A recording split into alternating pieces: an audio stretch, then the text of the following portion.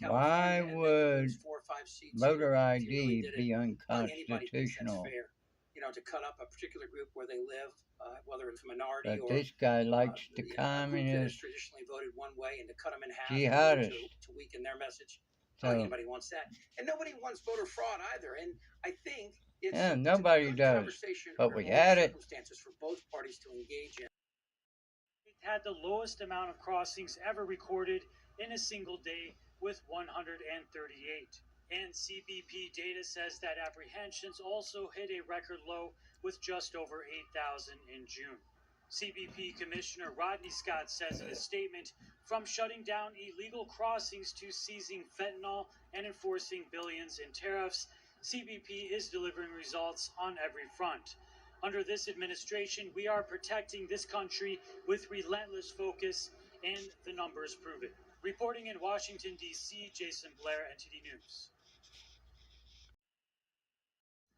The expansions we're now seeing are things that were funded under the reconciliation bill.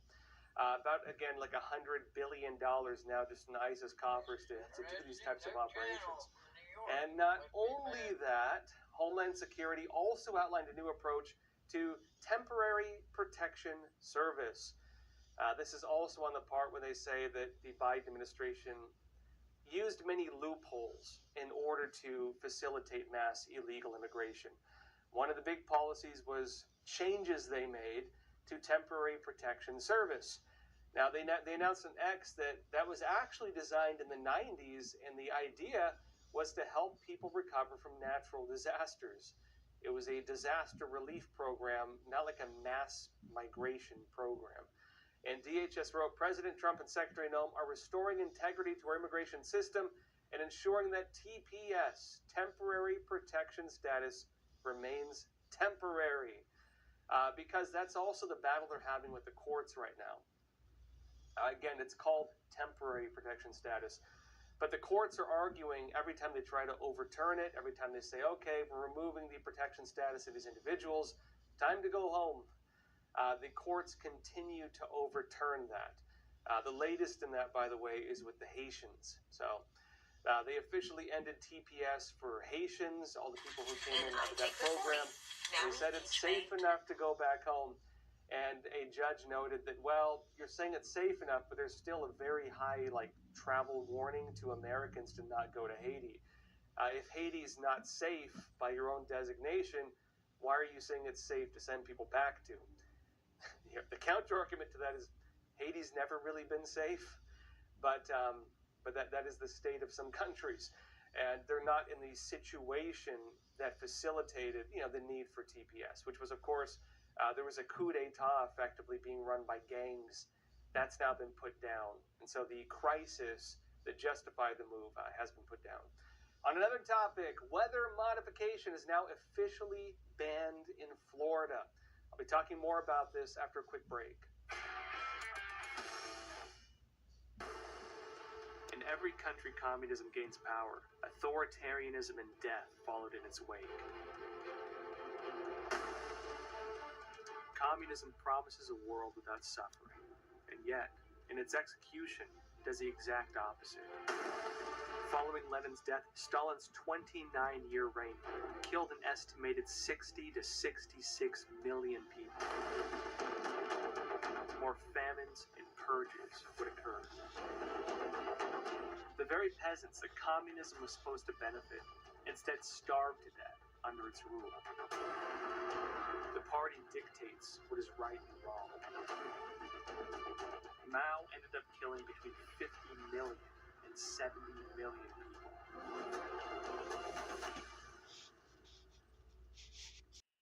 I think let's start with stricter enforcement and see how that goes. But look, anything that's bipartisan, whether it's this or a Mother's Day resolution, is a good thing because they're so rare in Washington, D.C.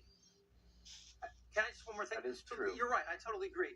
Let's get the people that are dealing this and put them away forever, and let's educate the users. I mean, you and I are old enough. I can tell this, Matt. And we're pretty old, but we remember when PCP. This was the issue when I was a kid. People were putting PCP on marijuana. People were smoking it, and it can cause all sorts of hallucinogenic issues and sometimes permanent mental problems. So yeah, this is something that really there should be no partisan part on this.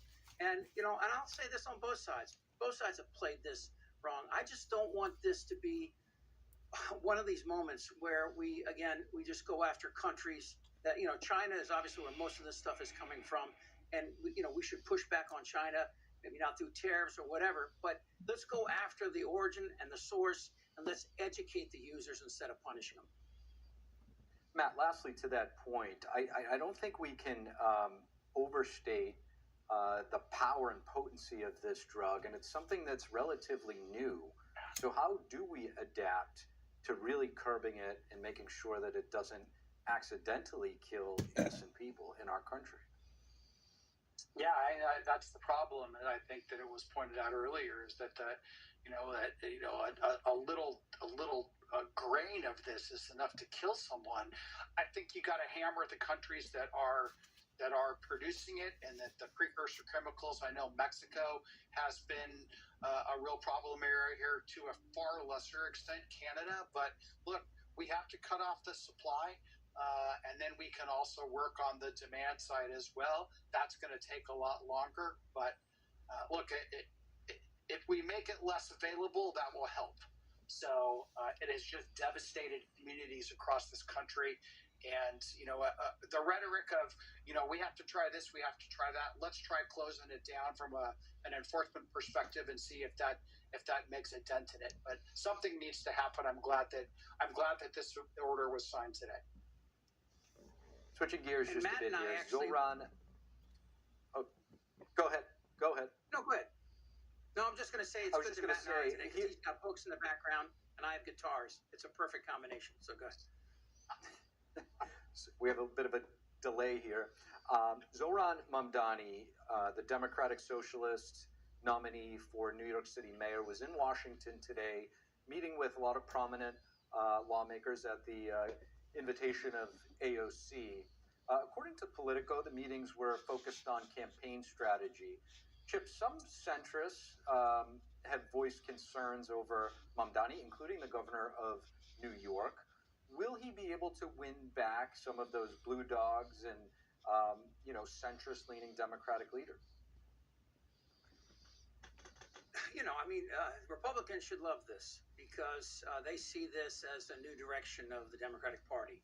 The AOCs, the Ilhan Omars, and others that talk about real fringe issues.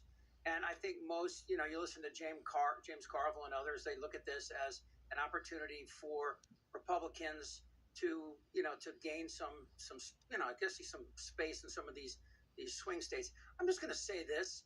I think we should listen to the guy and take that which we agree with, in the Democratic Party anyway, take that which we agree with and show that to other maybe more centrist politicians, because as we all know, you can't do anything if you don't win. I actually don't. I don't think he's going to win I don't in New York. I just think that a primary is much different than a general election. But I do think it's good. I think it's good from Bernie Sanders to AOC to Mamdani, any of these guys. I think it's great to hear what they have to say. And, I'll say this on the other side as well. There are some conservatives I really agree with, and I'd like to hear more from.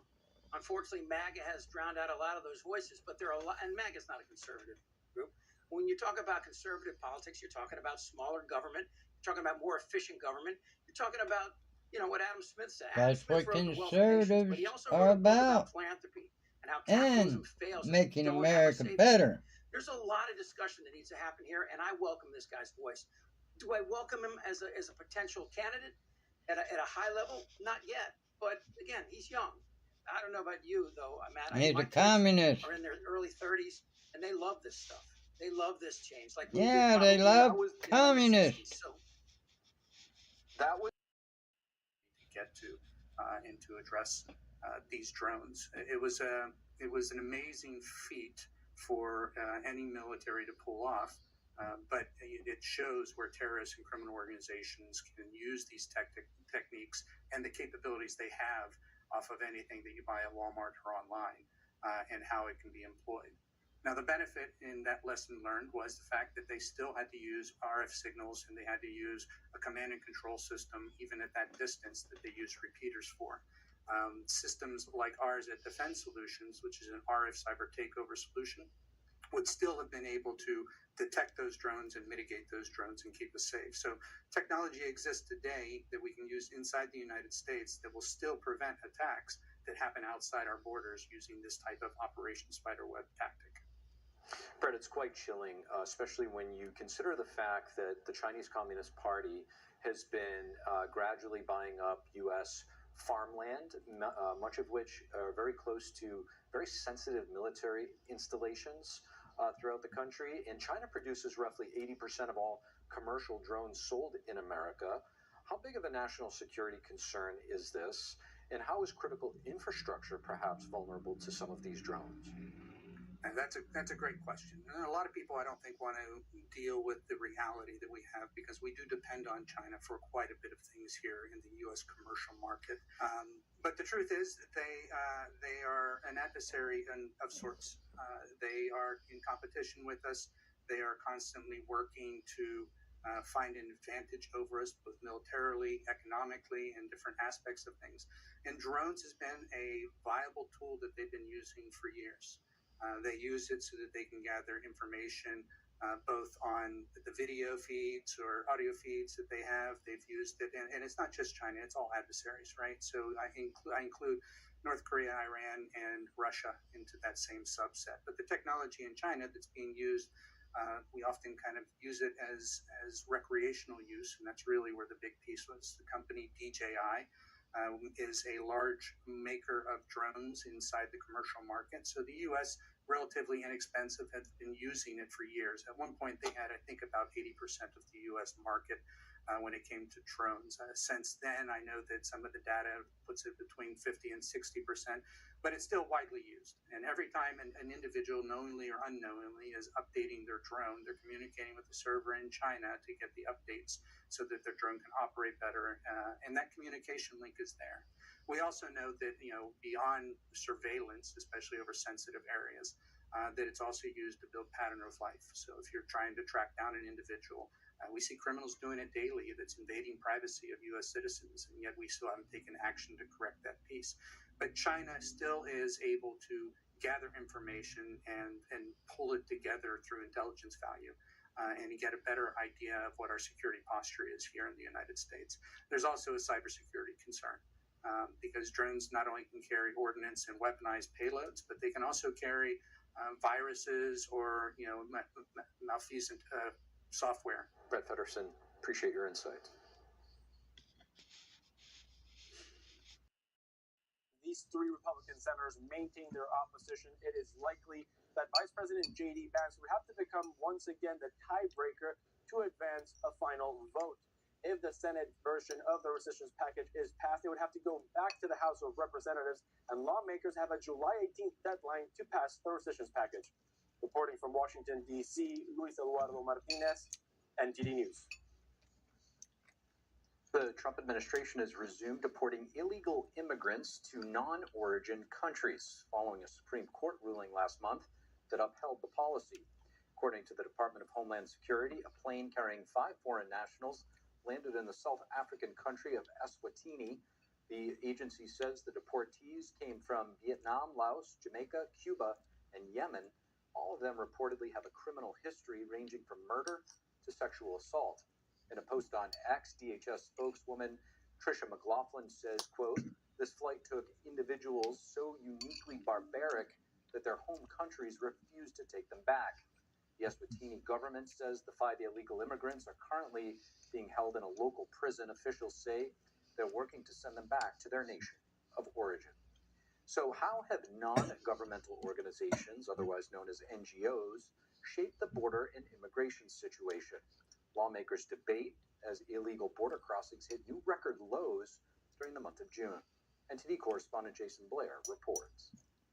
On Capitol Hill, House reps debate the effect of non-government organizations on the border crisis during the previous administration. Chairman Michael Guest names 3 NGOs who receive 85 to 99% of their money from the federal government. These 3 groups saw their combined revenue grow to an astonishing $2 billion plus by 2022. I would argue that these groups had a vested interest in prolonging the crisis. Ranking member Benny Johnson says that claims against the NGOs are